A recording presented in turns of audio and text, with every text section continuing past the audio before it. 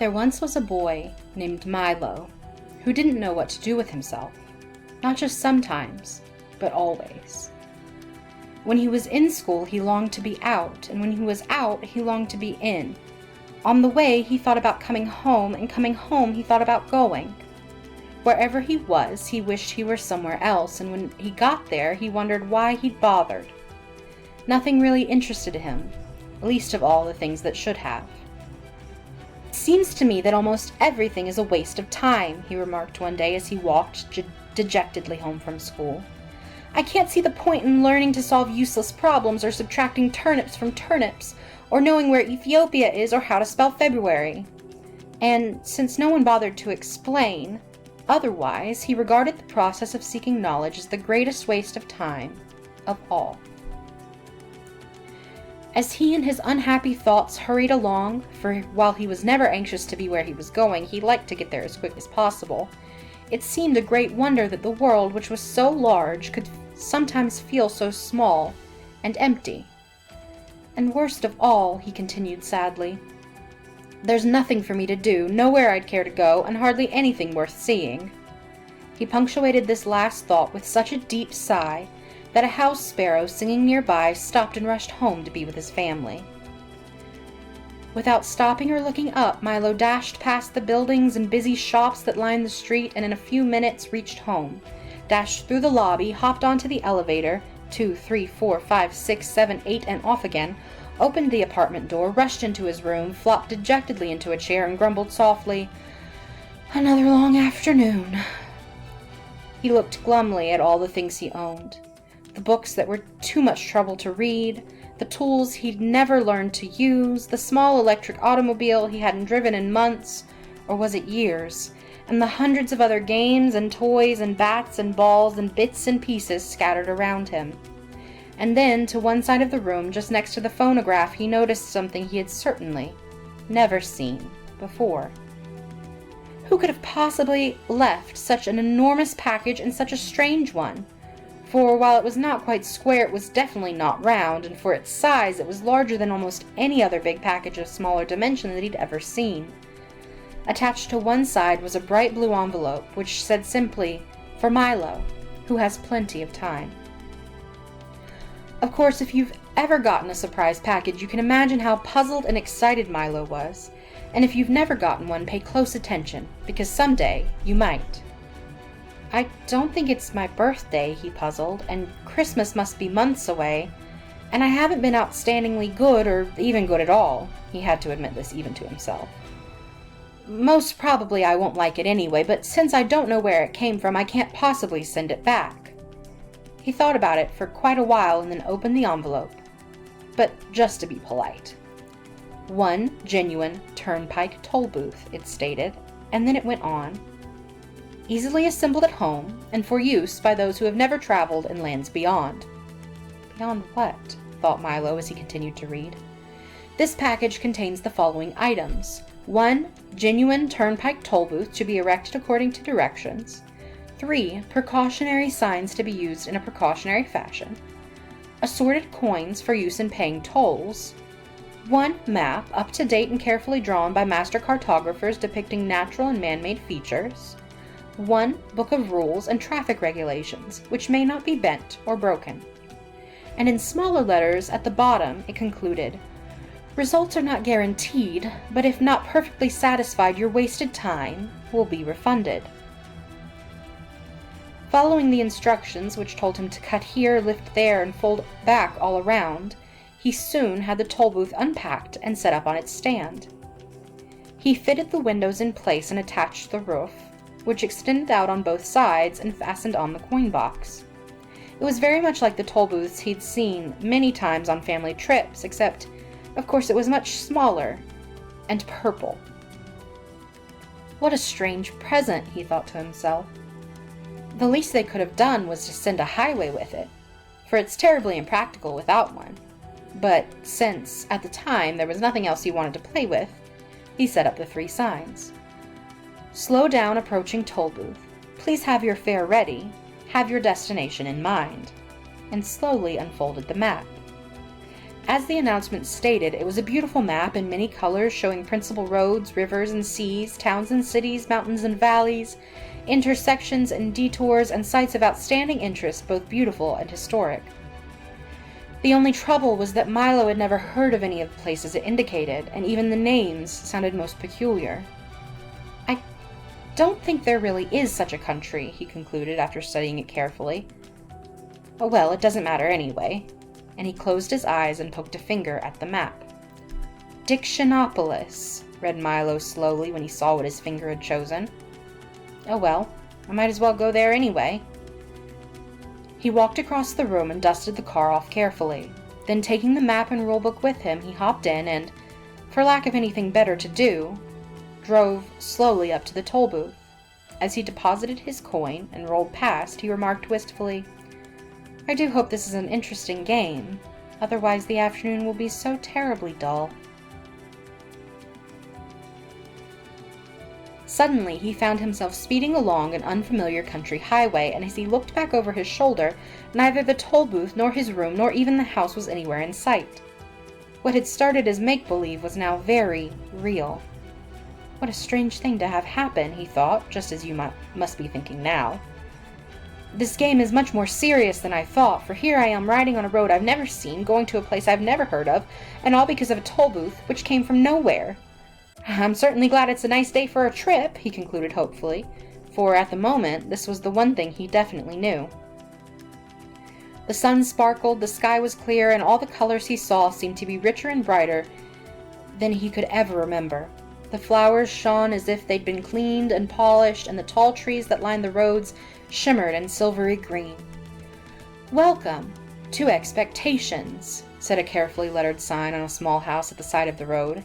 "Information, predictions, and advice cheerfully offered. Park here and blow horn." With the first sound from the horn, a little man in a long coat came rushing from the house, speaking as fast as he could and repeating everything several times. My, welcome, welcome, welcome, welcome to the land of expectations, to the land of expectations, to the land of expectations.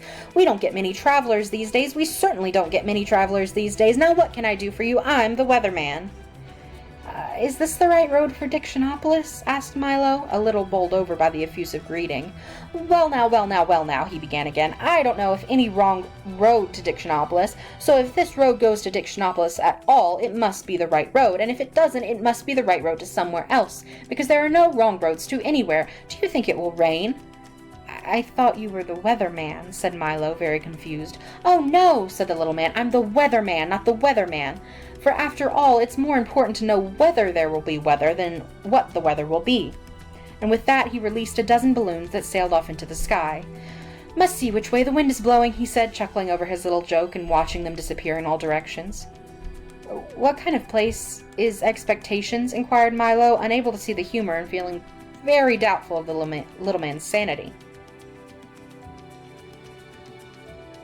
Good question, he exclaimed. "Expectations is the place you must always go to before you get where you're going. Of course, some people never go beyond expectations, but my job is to hurry them along whether they like it or not. Now, what else can I do for you?" And before Milo could reply, he rushed into the house and reappeared a moment later with a new coat and an umbrella. "I think I can find my own way," said Milo, not at all sure that he could, but since he didn't understand the little man at all, he decided that he might as well move on, at least until he met someone whose sentences didn't always sound as if they would make as much sense backwards as forwards. "Oh, splendid, splendid, splendid!" exclaimed the weatherman. "Whether or not you find your own way, you're bound to find some way. If you happen to find my way, please return it, as it was lost years ago. I imagine by now it's quite rusty. You did say it was going to rain, didn't you?" And with that, he opened the umbrella and looked up nervously. "I'm glad you made your own decision. I do so hate to make up my mind about anything, whether it's good or bad, up or down, or in or out, rain or shine. Expect everything, I always say, and the unexpected never happens. Now please drive carefully. Goodbye, goodbye, goodbye, good..." His last goodbye was drowned out by an enormous clap of thunder, and as Milo drove down the road in the bright sunshine, he could see the weatherman standing in the middle of a fierce cloudburst that seemed to be raining only on him. The road dipped down now into a broad green valley and stretched toward the horizon. The little car bounced along with very little effort, and Milo had hardly to touch the accelerator to go as fast as he wanted. He was glad to be on his way again. It's all very well to spend time in expectations, he thought, but talking to that strange man all day would certainly get me nowhere. He's the most peculiar person I've ever met, continued Milo, unaware of how many peculiar people he would shortly encounter. As he drove along the peaceful highway, he soon fell to daydreaming and paid less and less attention to where he was going. In a short time, he wasn't paying any attention at all, and that is why, at a fork in the road, when a sign pointed to the left, Milo went to the right, along a route which looked suspiciously like the wrong way. Things began to change as soon as he left the main highway. The sky became quite gray, and along with it the whole countryside seemed to lose its color and assume the same monotonous tone. Everything was quiet, and even the air hung heavily. The birds sang only gray songs, and the road wound back and forth in an endless series of climbing curves. Mile after mile after mile after mile he drove, and now, gradually, the car went slower and slower, until it was hardly moving at all. "It looks as though I'm getting nowhere," yawned Milo, becoming very drowsy and dull. "I hope I haven't taken a wrong turn." Mile after mile after mile after mile, and everything became grayer and more monotonous. Finally, the car just stopped altogether, and hard as he tried it, it wouldn't budge another inch. "I wonder where I am," said Milo in a very worried tone. "You're in the doldrums," wailed a voice that sounded far away. He looked around quickly to see who had spoken. No one was there, and it was as quiet and still as one could imagine. "Oh, yes, the doldrums," yawned another voice, but still he saw no one. "What are the doldrums?" he cried loudly, and tried very hard to see who would answer this time. "The doldrums, my young friend, are where nothing ever happens and nothing ever changes." This time the voice came from so close that Milo jumped in surprise, for, sitting on his right shoulder so lightly that he hardly noticed, was a small creature exactly the color of his shirt. "Allow me to introduce all of us," the creature went on. "We are the Lethargarians, at your service." Milo looked around and, for the first time, noticed dozens of them, sitting on the car, standing in the road, and lying all over the trees and bushes. They were very difficult to see, because whatever they happened to be sitting on or near was exactly the color they happened to be. Each one looked very much like the other, except for the color, of course, and sometimes even more like each other than they did themselves. "I'm very pleased to meet you," said Milo, not sure whether or not he was pleased at all. "I think I'm lost. Could you help me, please?" "Don't say think," said one sitting on his shoe, for the one on his shoulder had fallen asleep. "It's against the law," and he yawned and fell off to sleep too. "No one's allowed to think in the doldrums," continued a third, beginning to doze off. And as each one spoke, he fell off to sleep, and another one picked up the conversation with hardly any interruption. "Don't you have a rule book? It's Local Ordinance 175389J. Milo quickly pulled the rulebook from his pocket, opened to the page, and read, "Ordinance 175389J. It shall be unlawful, illegal, and unethical to think of thinking, surmise, presume, reason, meditate, or speculate while in the doldrums. Anyone breaking this law shall be severely punished." "That's a ridiculous law," said Milo quite indignantly. "Everybody thinks." "We don't," shouted the Lethargarians all at once. "And most of the time you don't," said a yellow one sitting on a daffodil.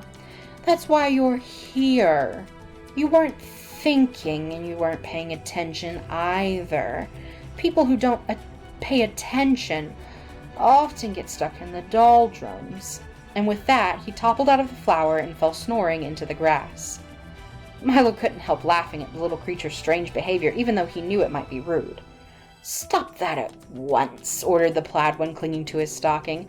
"Laughing is against the law. Don't you have a rule book? It's Local Ordinance 574381W. Opening the book again, Milo found Ordinance 574381W. In the doldrums, laughter is frowned upon, and smiling is permitted only on alternate Thursdays. Violators shall be dealt with most harshly. Well, if you can't laugh or think, what can you do? Asked Milo. Anything, as long as it's nothing, and everything as long as it isn't anything, explained another. There's lots to do. We have a very busy schedule. At 8 o'clock we get up, and then we spend from 8 to 9 daydreaming. From 9 to 9:30 we take our early mid-morning nap. From 9:30 to 10:30 we dawdle and delay. From 10:30 to 11:30 we take our late early morning nap. From 11:30 to 12 we bide our time and then eat lunch. From 1 o'clock to 2 o'clock we linger and loiter. From 2 o'clock to 3 o'clock we take our early afternoon nap. From 2:30 to 3:30 we put off for tomorrow what we could have done today. From 3:30 to 4 we take our early late afternoon nap. From 4 o'clock to 5 o'clock we loaf and lounge until dinner. From 6 o'clock to 7 o'clock we dilly-dally.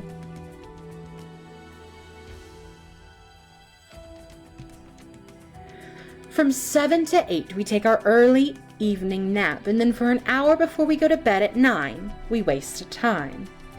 As you can see, that leaves almost no time for brooding, lagging, plotting, or procrastinating, and if we stopped to think or laugh, we'd never get nothing done. You mean you'd never get anything done, corrected Milo. We don't want to get anything done, snapped another angrily. We want to get nothing done, and we can do that without your help. You see, continued another in a more conciliatory tone, it's really quite strenuous doing nothing all day, so once a week we take a holiday and go nowhere, which was just where we were going when you came along.